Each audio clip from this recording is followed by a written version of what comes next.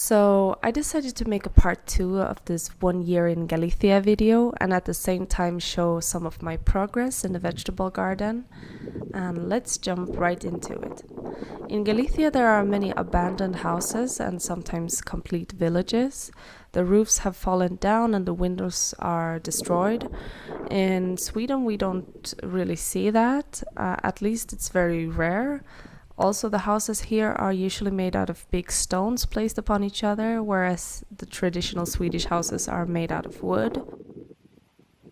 There are some differences when it comes to gender roles in the two countries. I feel like feminism has come further in Galicia than in Sweden, actually. But I guess it depends on how you measure it. Both men and women here are very strong and outspoken.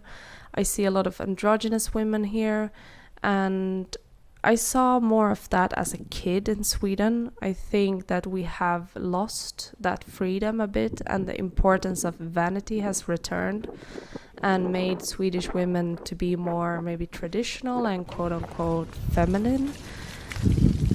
I think the situation is the same for Galician men and Swedish men.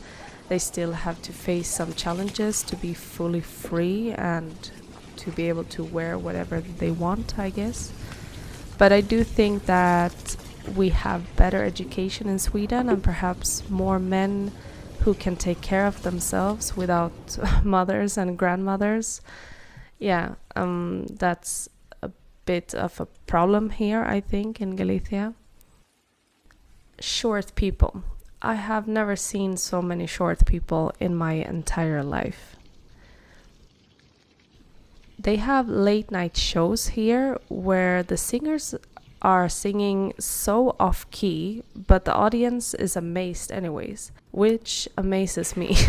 I have now watered all the plants and it's looking good, I think.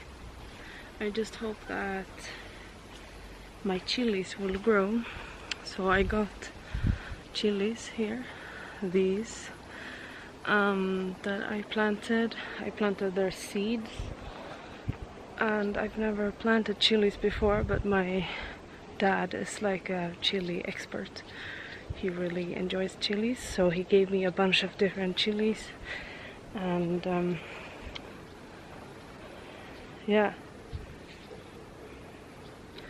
let's see if they survive. So I planted jalapeno,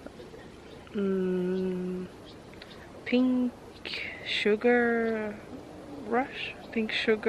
chili, something like that, hot lemon, padron, and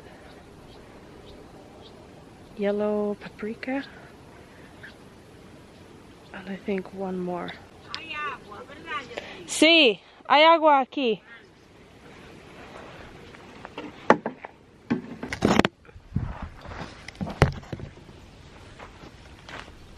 I was surprised to learn that they don't give tips here, not even if you've had a long family dinner at a restaurant and you've been super happy about the service. And speaking of food, they have many mono meals in this country. I'm still shocked whenever I hear that someone had cheese or some fruit for dinner.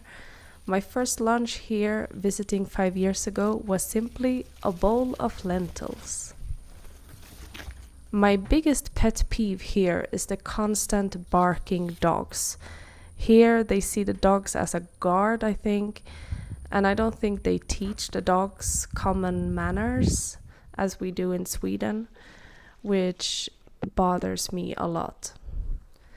Which brings me to the next point. They have worse animal welfare here than in Sweden. They are really obsessed with Vikings and Northern Lights.